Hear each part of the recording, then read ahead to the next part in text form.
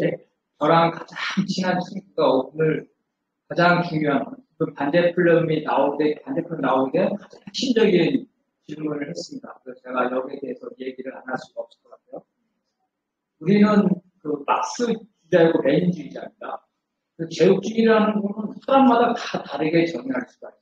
그렇지만은 막스 레닌주의자라고 주장하는 사람은 제국주의라는 개념을 막스 레닌주의에 충실하게 정의를 해요. 막스는 사회 구성체라는 것은 정치적, 경제적 종합체로 규정했습니다. 그리고 레닌의 제국주의론이 나오기 전에는 홉스의 제국주의론, 실퍼 등의 금융자본론, 카우츠크의 초대주의론, 노자의 자본축적론 등 기존의 제국주의에 관한 이론을 비판을 했습니다. 여기서 가장 중요한 것, 레닌의 제국주의에서 제일 중요한, 그 전에 제국주의론과 레닌의 제국주의 제일 중요한 차이점, 레닌이 그렇게 강조했던 걸 바로 오늘 우리 연사께서 말씀하십니다.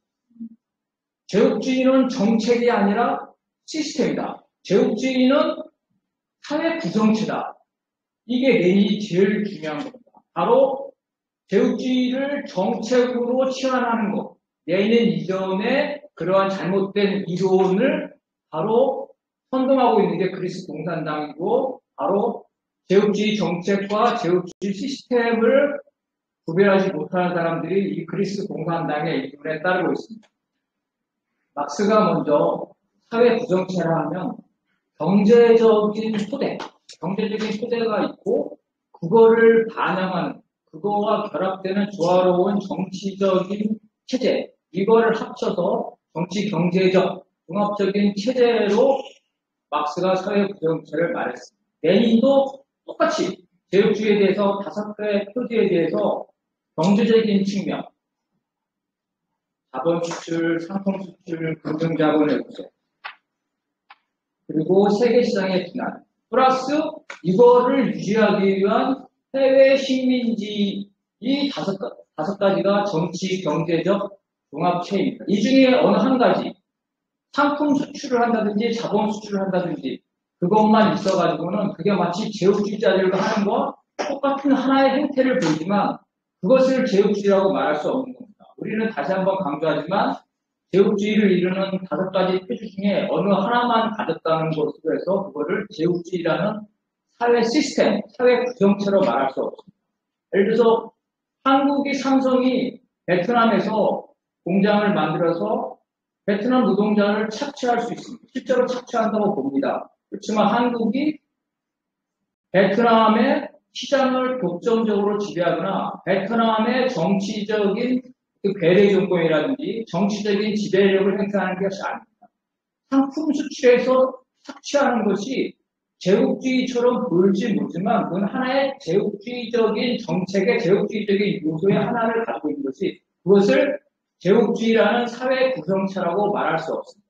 근데 그리스 공산당은 터키, 한국, 심지어 남아프리카 공화까지 레닌의 5가지 요소 중에 하나만 있다 하더라도 다 제국주의랑 1등 제국주의부터 100등 제국주의랑, 이것은 제국주의라는 사회 구성체와 제국주의 정책을 혼동하는 겁니다. 우리 한국의 좌파들도 이것을 많이 혼동하고 있습니다. 그래서 러시아와 중국이 상품 수출이나 자본 수출을 통해서 다른 나라로부터 이윤을 받는다 하더라도 이것이 제국주의적인 하나의 정책처럼 보이지만 러시아와 중국을 제국주의라는 사회 구성체를 규정하는 것은 막스 레닌주의에서 벗어난 겁니다. 또 이것도 너무 중요한 제가 얘기를 안 할 수 없어요. 자, 역사적으로 볼 때 커다란 사회주의가는 작은 사회주의가를 갖다가 지배하기도 하고 심지어 침공하기도 했습니다. 그리고 현재 러시아와 중국도 작은 나라나 인접국을 갖다가 지배하고 있죠. 그렇죠? 그거를 우리는 근데 제국주의라고 하지 않습니다. 그거는 어떻게 표현하냐면 패권주의, 팽창주의라고 표현합니다.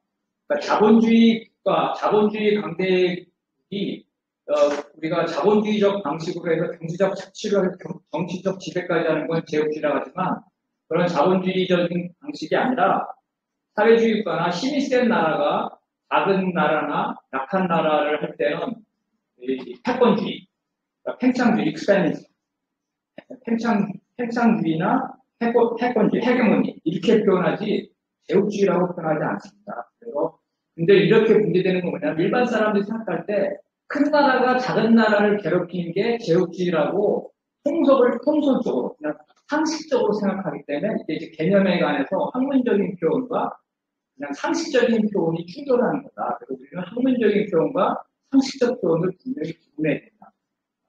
물론 이것도 우리 선생님이 너무 잘하시겠죠. 역시 마찬가지로 듣는 한국 사람을 위해서 그 중요한 문제에 대해서 홍콩 문제 얘기할 수밖에 없는데요. 홍콩은 대부분 구룡반도에 속해 있습니다. 그래서 90%가 구룡반도, 10%가 홍콩인데 영국이 힘으로 홍콩은 영원히 식민지로 만들었고 구룡반도는 100년 동안 조차를 했습니다. 그런데 100년이 지나서 구룡반도를 돌려줄 수밖에 없는 상황이 돼요. 그러니까 중국에서 홍콩 그래? 니네 거니까 우리는 구룡반도에서 홍콩하고 관계를 단절하니까 홍콩 니네 알아서 살아라. 이렇게 되면 홍콩이 알아서 살 수가 없었어요. 그래서 중국한테 돌려줄 수밖에 없는데 그래서 영국은 뭐냐면 50년 동안 약속을 해달라. 홍콩의 현재 정치체제를 50년 동안만 약속을 해달라. 그 이유는 뭐냐면 50년 동안 홍콩을 완전히 서방식 국가로 만들어가지고 홍콩이 독립하게 만들어요. 그런 의미에서 50년을 해요. 그래서 그렇게 어떻게 되냐면 그 전에 영국의 홍콩의 지배는 아주 폭력적이었습니다. 1967년에 홍콩인들이 봉기를 일으키는데 영국이 군대를 동원해가지고 잔인하게 진압을 했어요. 이런 영국이 중국한테 홍콩을 돌려주니까 50년 안에 홍콩을 빼앗기 위해서 홍콩에다가 서구식 민주주의를 넣기 위해서 중국에게 돌려주기 직전에 1990년대에 갑자기 그전에는 자유도 없고 선거도 없었는데 갑자기 서구식 민주주의 제도를 다 풀어줍니다. 그러면서 니네 50년 안에 완전히 서구식 민주주의가지고 중국하고는 공산주의하고는 양해 못하니까 다시 홍콩이 서방으로 미국과 영국으로 돌아올 수 있는 이 50년의 기회를 누리기 위해서 홍콩에다가 서방식 정치 경제 제도를 강제적으로 심으려고 하는 게 현재 홍콩 사태의 핵심입니다.